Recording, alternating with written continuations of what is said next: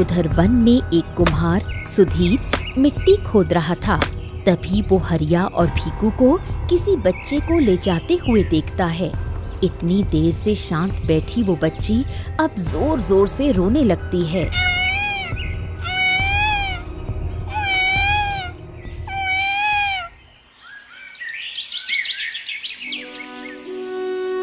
केशवपुर राज्य के महाराज आत्मदेव आज बहुत ज्यादा प्रसन्न थे।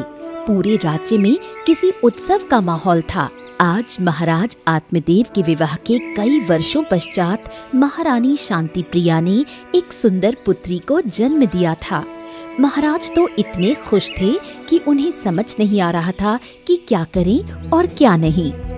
मंत्री जी अरे आज हम बहुत खुश हैं। इतनी प्रसन्नता तो हमें तब नहीं होती जब हम शत्रु को पराजित करते हैं। वाकई में पिता बनने का सुख बाकी सुखों से परे है।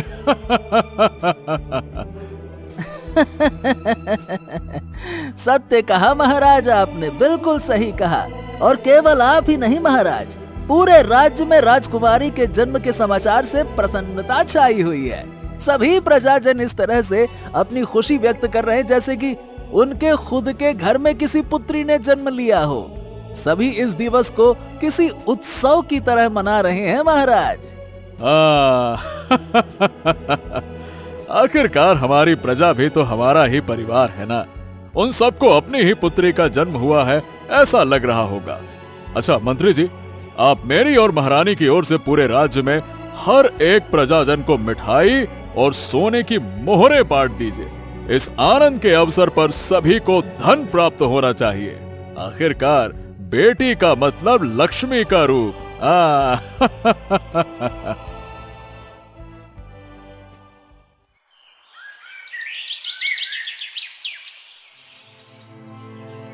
महाराज आत्मदेव और महारानी शांति प्रिया अपनी पुत्री का मुखमंडल देखकर बहुत प्रसन्न हो रहे होते हैं। महारानी, आज आपने मुझे अपने जीवन का सबसे सुंदर और मूल्यवान उपहार दिया है। इतने वर्षों की हमारी संतान की प्रतीक्षा का आज अंत हो गया है। हाँ महाराज, आज मेरा स्त्री जन्म भी सार्थक हो गया है। किसी स्त्री के पास यदि धन संपत्ति, रूप गुण सब कुछ हो, फिर भी यदि उसे संतान की प्राप्ति ना हो तो उसका जीवन व्यर्थ है।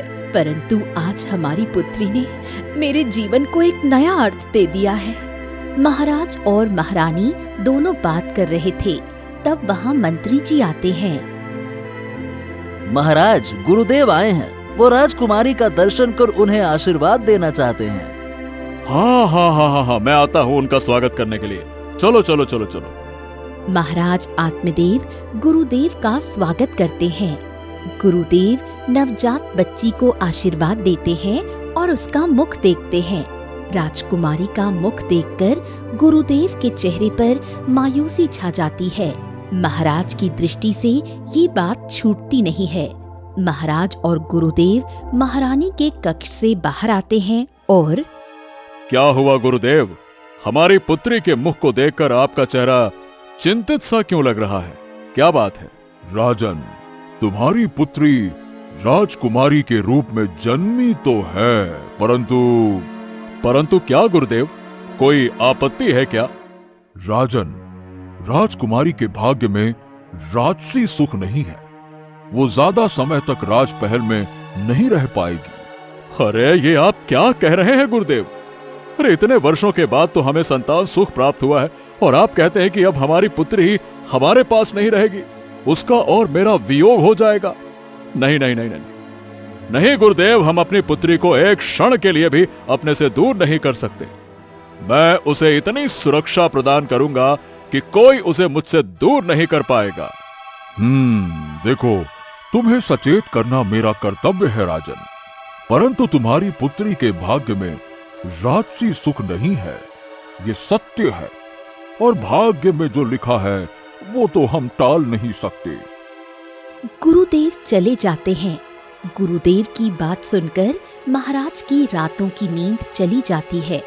वो हर समय ये विचार करते रहते हैं कि राजकुमारी की सुरक्षा कैसे करूं। उधर वन में दो चोर बात कर रहे थे। अरे तुमने सुना मित्र, उस महाराज आत्मदेव को पुत्री की प्राप्ति हुई है। हाँ हाँ सुना है मैंने, परंतु ये बताओ, पुत्री की प्राप्ति तो उसे हुई है, हमें इससे क्या लाभ है?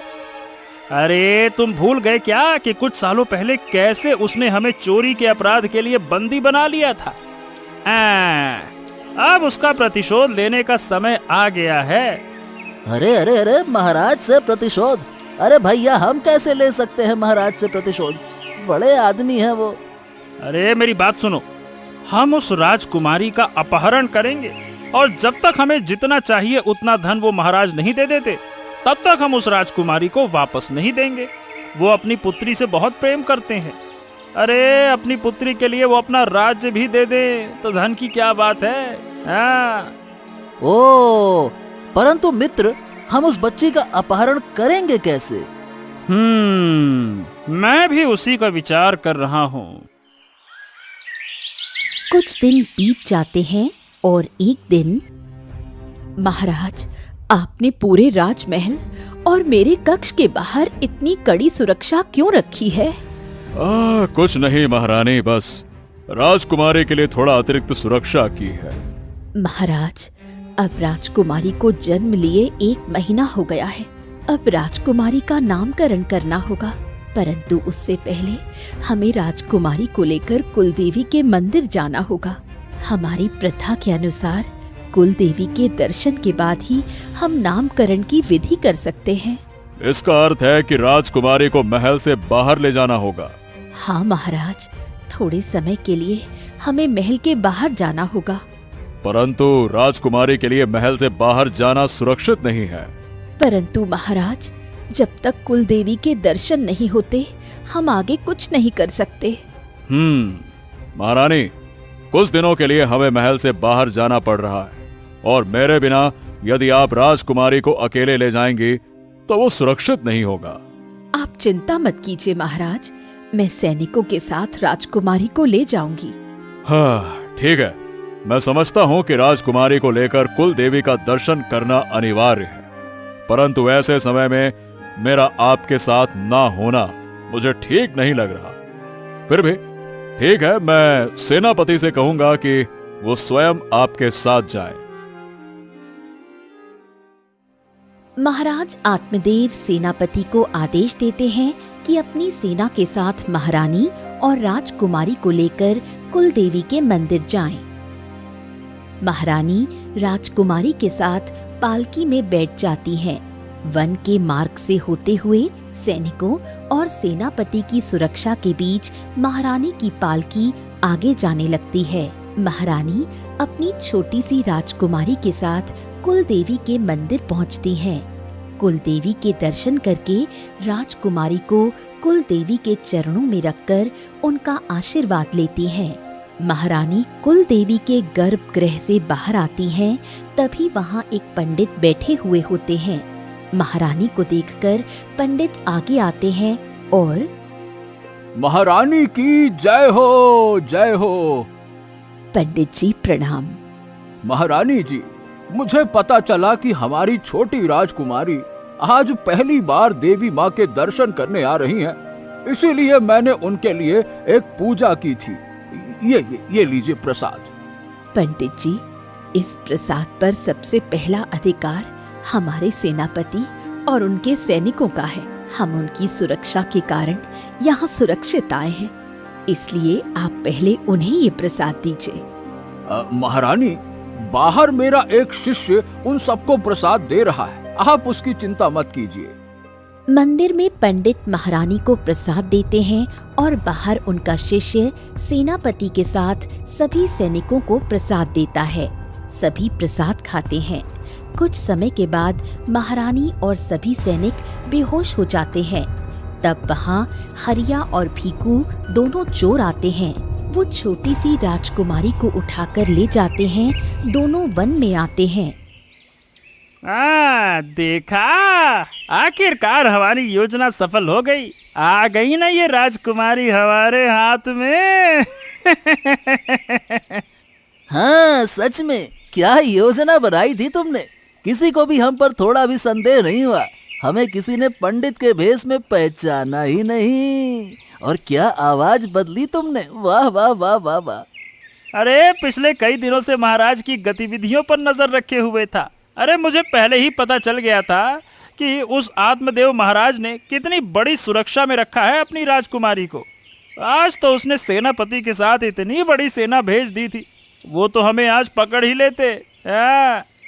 इसीलिए तो तुमने खुद को पंडित और मुझे अपना शिष्य बनाने की योजना बनाई, ताकि किसी को हम पर थोड़ा भी संदेह ना हो। हाँ हाँ, और देखो योजना सफल हो भी गई।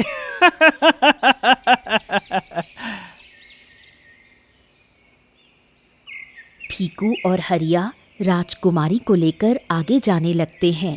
हरिया ने मंदिर में ही महारानी और राजकुमारी के आभूषण निकाल लिए थे। इधर मंदिर में कुछ देर के बाद सेनापति और महारानी के साथ सभी सैनिक होश में आ जाते हैं। महारानी देखती हैं कि उनके पास राजकुमारी नहीं है। मेरी पुत्री कहाँ है? कहाँ गई मेरी पुत्री? ढूंढो उसे। सेनापति, आपके होते हुए कहाँ गई मेरी पुत्री?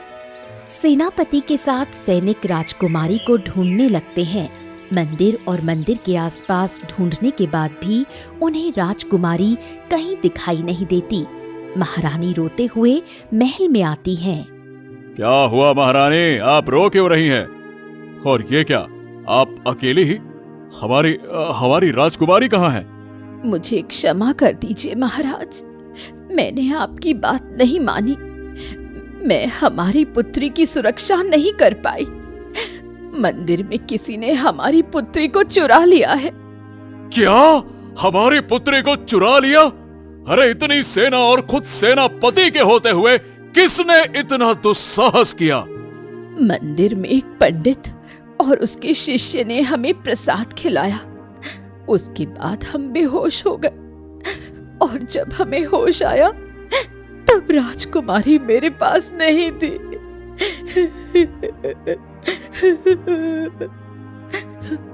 गुरुदेव का कथन सत्य हुआ। उन्होंने कहा था कि हमारी पुत्री के भाग्य में राजसी सुख नहीं है, इसीलिए मैंने उसके लिए इतनी अतिरिक्त सुरक्षा रखी थी महारानी। परंतु जो नहीं होना चाहिए था वो हो ही गया। आप चिंता मत कीजिए, हम किसी भी स्थिति में हमारी पुत्री को ढूंढ कर ही रहेंगे। मंत्री जी शीघ्र यहाँ आइए। मंत्री जी। महाराज आत्मदेव मंत्री जी और सेनापति जी से वार्तालाप करके राजकुमारी को ढूंढने की योजना बनाते हैं। उधर वन में एक कुम्हार सुधीर मिट्टी खोद रहा था। तभी वो हरिया और भीकू को किसी बच्चे को ले जाते हुए देखता है। इतनी देर से शांत बैठी वो बच्ची अब जोर जोर से रोने लगती है। अरे चुप हो जा रे छोटी सी बच्ची, कितना रोएगी? रो रो के मेरे सर में दर्द होने लगा है। अरे हरिया, मेरे भी सर में दर्द हो रहा है। चुप करो इस बच्ची को। इस बच्ची के रोने से कहीं हम किसी संकट में न पड़ जाएं। अरे वही तो करने का प्रयास कर रहा हूँ, चुप तो हो ये। राजकुमारी चुप होने का नाम ही नहीं ले रही थी। उसके रोने की आवाज सुनकर सुधीर आगे आता है। सुधीर हट्टा कट्टा है। वो अपनी कुदाल को कंधे पर रखकर हरिया और भीकू के सामने आता है। सुधीर के हाथ में वो कुदाल देखकर, ए हरिया, इस हट्टे कट्टे कुमार को देखकर लग रहा है कि ये हमें बच्ची को लेकर आगे जाने नहीं देगा। ए, कौन हो तुम दोनों? और ये बच्ची इतनी रो काहे रही है? अरे कुछ नहीं, वो इसे अपनी माँ की याद आ रही ना, इसीलिए रो रही है। कोई नहीं, चुप हो जाएगी। हैं? नहीं, मुझे तो लगता है कि कोई गड़बड़ है। यदि ये बच्ची तुम्हारी होती तो इतना रोती नहीं। बताओ, किसकी है ये बच्ची? भीकू, लगता है कि अब महाराज से प्रतिशोध लेने का विचार त्याग देना चाहिए। अरे हमने महारानी और इस बच्ची के आभूषण तो चुरा ही लिए हैं ना। यदि इस कुम्हार ने शोर मचाया और किसी को सहायता के लिए बुलाया तो हम पकड़े जाएंगे। हाँ, हम इसे यहीं छोड़कर भाग चलते हैं ना। हाँ, तुम सही कह रहे हो। चलो, इसे रखो और भागो। हरिया बच्ची को नीचे रख देता है और दोनों भाग जाते हैं। अरे अरे अरे अरे अरे अरे भाग कहाँ रहे हो? अरे इस बच्ची को साथ तो ले जाओ। अरे सुनो, ए! हरिया और भीकू को भागता हुआ देख सुधीर उस बच्ची को उठा लेता है। हाँ, कितनी प्यारी बच्ची है, पता नहीं किसकी होगी। अब क्या करूं, इस बच्ची को ऐसे यहाँ छोड़कर भी तो नहीं जा सकता। कितने पशु पक्षी हैं यहाँ, किसी ने इसे आहत कर दिया तो। सुधीर उस बच्ची को अपने साथ ले जाता है। घर आकर वो उस बच्ची को अपनी पत्नी मानसी के हाथ में रखता है। ये आप किसकी बच्ची को लेकर आए हैं? हाँ, अरे पता नहीं किसकी बेटी है। वन में 2 लोग इसे छोड़कर चले गए थे। उन्हें देखकर तो वो चोर या डाकू प्रतीत हो रहे थे। अच्छा, इतनी प्यारी बच्ची को चुराने का किसका साहस हुआ होगा? एक बच्ची को ऐसे माँ से अलग करने का पाप क्यों किया होगा उन्होंने? अब वो तो अब वही बता सकते हैं। मुझे इस बच्ची को ऐसे वन में रखना ठीक नहीं लगा, इसीलिए मैं इसे ले आया। चलो देखते हैं इस बच्ची को ढूंढते हुए कौन आता है। जो आएगा उसे हम दे देंगे, तब तक हम इसका पालन करेंगे, ठीक है ना? सुधीर और मानसी की कोई संतान नहीं थी। राजकुमारी के उनके पास आने पर उन्हें तो ऐसा महसूस हो रहा था जैसे ये उनकी ही संतान हो। सुधीर और मानसी उस बेटी का नाम लावण्या रखते हैं। साल बीतने लगते हैं और लावण्या बड़ी होने लगती है। उधर राजमहल में महाराज आत्मदेव और महारानी शांतिप्रिया के दुख की कोई सीमा नहीं होती। हाँ मंत्री जी, इतने साल हो गए परंतु हम राजकुमारी का पता आज तक नहीं लगा पाए। महारानी ने तो जैसे अपनी जीने की आशा ही छोड़ दी। चुपचाप बैठी रहती हैं, किसी से कोई बात नहीं करती। मैं बलपूर्वक खाना खिलाता हूं तो खाती हैं, वरना हाँ, मुझसे तो उनका दुख देखा नहीं जा रहा। महाराज, इतने सालों में कितनी दूर दूर तक हमारे सैनिक राजकुमारी को ढूंढने गए थे, परंतु समझ नहीं आ रहा कि राजकुमारी को उन दुष्टों ने कहां रखा है।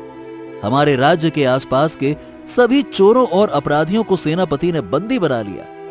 सभी से जानकारी प्राप्त करने का प्रयास जारी है महाराज। पंडित के भेष में आकर वो दुष्ट मेरे पुत्री को लेकर गए। पता नहीं मेरी पुत्री किस अवस्था में होगी, वो जीवित भी होगी या पता नहीं। अरे अरे अरे, ऐसा मत कहिए महाराज। राजकुमारी अवश्य जीवित होंगी और वो शीघ्र ही हमें मिल जाएंगी। प्रयास जारी है।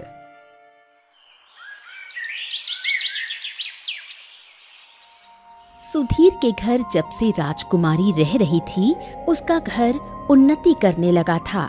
सुधीर को मिट्टी के बर्तन और घड़े बनाने का काम खूब मिल रहा था। काम बढ़ने के कारण सुधीर को अच्छा धन भी मिलने लगा था। अब लावण्या 18 साल की हो गई थी। एक रात जब वो सो रही थी, तब उसने सपने में देखा कि वो राजमहल में भारी वस्त्र और आभूषण पहने हुए घूम रही है। उसके महल में उसकी सेवा करने के लिए कई सारे दास दासियां हैं। अगले दिन, माँ, कल रात को मैंने एक सपना देखा। मैंने देखा कि मैं एक बड़े से राजमहल में खेल रही हूँ। मैंने बहुत सारे आभूषण पहने हुए थे, नए और अच्छे कपड़े पहने थे। माँ, तुम्हें पता है मैं किसी राजकुमारी की तरह लग रही थी। अच्छा, अरे तुम तो हमारी राजकुमारी ही तो हो। हाँ, परंतु मैंने वैसे कपड़े तो नहीं पहने हैं ना। माँ, मुझे वैसे ही कपड़े चाहिए जैसे मैंने सपने में देखे थे। हाँ हाँ, हम अगली बार बाजार जाकर लेकर आएंगे। उस दिन के बाद से लावण्या को बार बार यही सपना आने लगता है।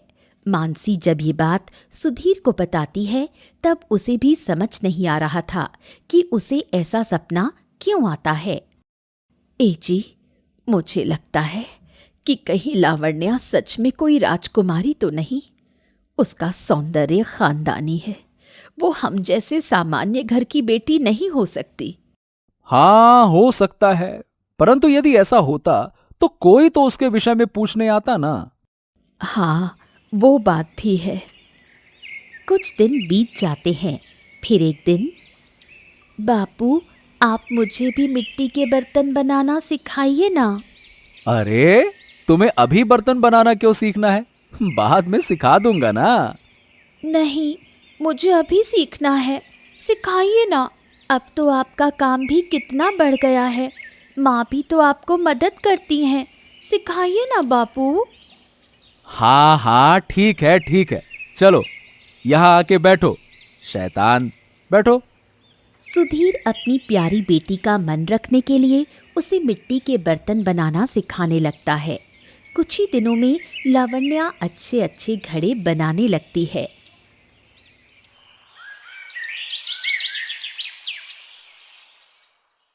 राजमहल में महारानी शांति प्रिया दिन प्रतिदिन कमजोर होती जा रही थीं। अपनी बेटी को खोने का दुख उन्हें चैन से जीने नहीं दे रहा था।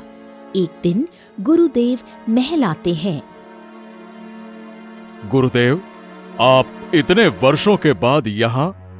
हाँ राजन, पिछले कुछ वर्षों में तपस्या के लिए एकांतवास में चला गया था। यहाँ आने के बाद मुझे राजकुमारी के विषय में पता चला, इसीलिए मैं आपसे मिलने आया हूँ। इतने वर्ष बीत गए हैं गुरुदेव, परंतु अपनी पुत्री को खोने का दुख अभी भी उतना ही ताजा है।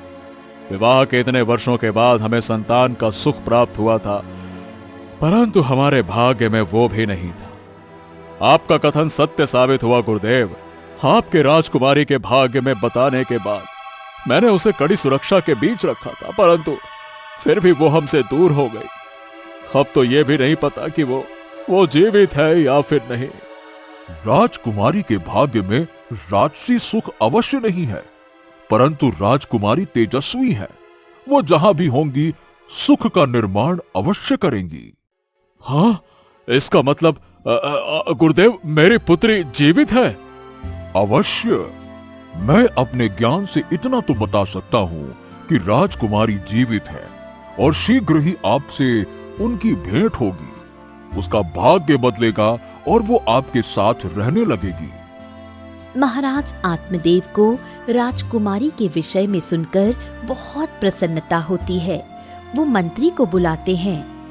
मंत्री जी, हाँ, गुरुदेव ने कहा है कि हमारी राजकुमारी जीवित है और शीघ्र ही हमारी राजकुमारी से भेंट होने वाली है।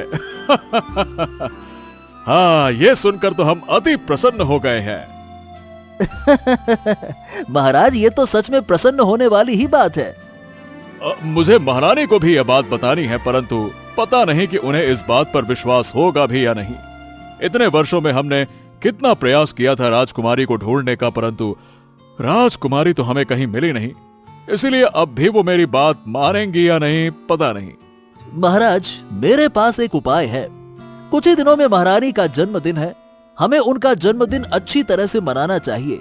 उनके जन्मदिन का आयोजन देखकर कदाचित उन्हें प्रसन्नता होगी। ठीक है, आप महारानी के जन्म दिवस का आयोजन शुरू कीजिए। हम उनसे बात करते हैं। महारानी के संबंधियों को भी आने का निमंत्रण दीजिए। अपने सगे संबंधियों को देखकर महारानी को आनंद आएगा। ठीक है, तैयारी कीजिए। मंत्री जी महारानी के जन्म दिवस का आयोजन शुरू करते हैं। दूर दूर के संबंधियों को बुलाया जाता है। उन सब अतिथियों के लिए ठंडे पानी का प्रबंध करने के लिए मिट्टी के घड़ों और आकर्षक सुराहियों की आवश्यकता थी। मंत्री जी एक दिन अच्छे कुम्हार को ढूंढ रहे थे। तभी वो सुधीर के पास पहुंचते हैं। सुधीर के घर के बाहर वो देखते हैं कि बहुत सारे सुंदर सुंदर घड़े रखे हुए हैं। सुनो कुम्हार, कुछ दिनों के बाद महारानी का जन्म दिवस है। भव्य आयोजन होने वाला है। कई सारे अतिथि आएंगे। उन सब के लिए हमें ठंडे पानी का प्रबंध करना है। उसके लिए हमें मिट्टी के घड़े और सुराही चाहिए। क्या तुम इतनी बड़ी मात्रा में ये सब बना सकते हो? हाँ हाँ हाँ हाँ मंत्रीवर, महारानी के कार्य में कुछ करने के लिए अवसर प्राप्त होना, यही तो हमारे लिए सौभाग्य की बात है। हाँ हाँ, तो ठीक है। तुम सही समय पर सारे घड़े और सुराही तैयार करके राजमहल ले आओ। तुम्हें तुम्हारे काम का उचित मूल्य मिल जाएगा। ठीक है? सुधीर घड़े बनाने का काम शुरू करता है। कुछ दिनों के बाद महारानी, ये लीजिए, आपके लिए ये नए वस्त्र और सोने के रत्न जड़ित आभूषण बनवाए गए हैं। महाराज, इस सब की क्या आवश्यकता थी? आपको तो पता है कि मुझे अब ये सब अच्छा नहीं लगता। जहाँ मेरी बेटी नहीं, वहाँ इस सब से क्या लाभ है? महारानी, कल आपका जन्म दिवस है। मैंने आपके जन्म दिवस का भव्य आयोजन किया है। आपके सभी संबंधियों को आमंत्रित किया है। आप कल अच्छे से तैयार हो जाइएगा। परंतु महाराज, इस सब की क्या आवश्यकता है? महारानी, उस दिन जब गुरुदेव आए थे ना, तब उन्होंने कहा था कि शीघ्र ही हमारी पुत्री से हमारी भेंट होने वाली है और हमारी पुत्री जहां भी है सुरक्षित है। हाँ। आप सत्य कह रहे हैं महाराज? हाँ महारानी, मैं सत्य कह रहा हूँ। इसीलिए तो मैं आपसे अनुरोध करता हूँ कि आप अपने मन को प्रसन्न कीजिए। आपकी राजकुमारी से कभी भी भेंट हो सकती है और जब मिले तो खुशी खुशी मिले, है ना? इसीलिए अपना सारा दुख त्याग दीजिए और अपने पुत्री के स्वागत के लिए तैयार हो जाइए।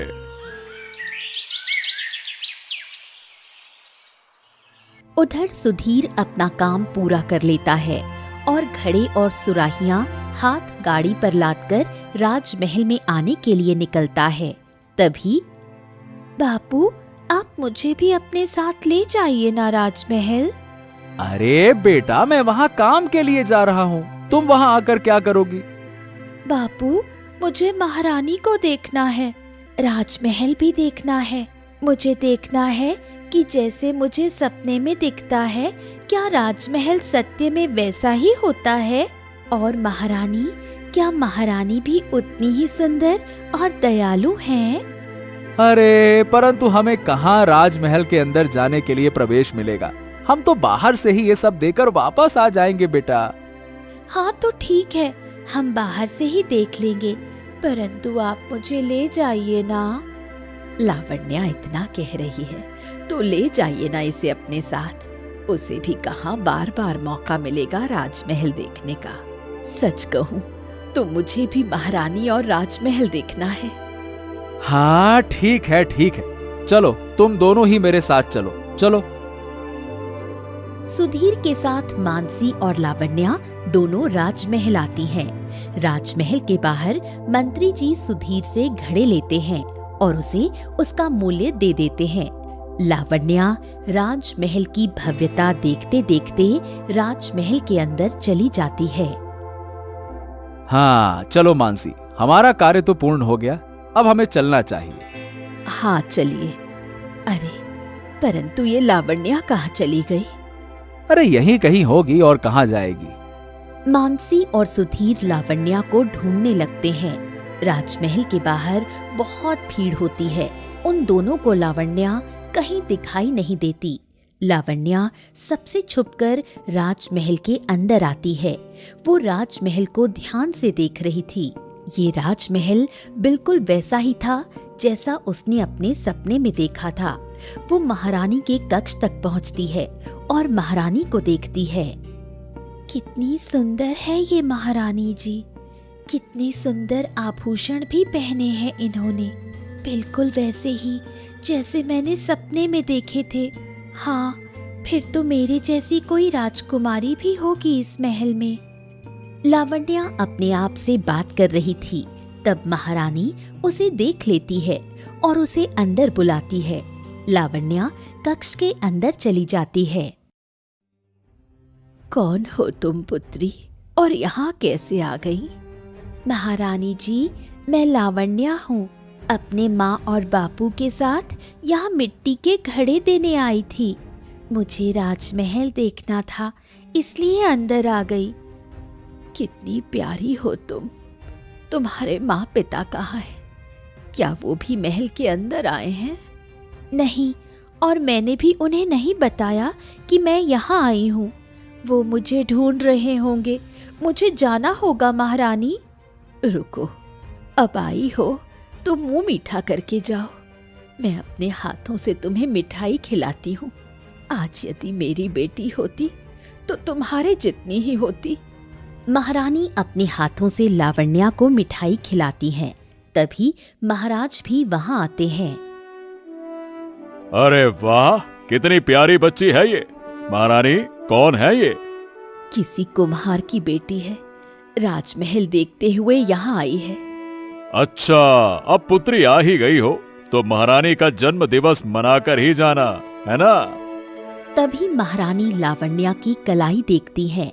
लावण्या की कलाई देखते ही महारानी शांति प्रिया खुशी से झूमने लगती हैं। वो लावण्या को गले से लगा लेती हैं।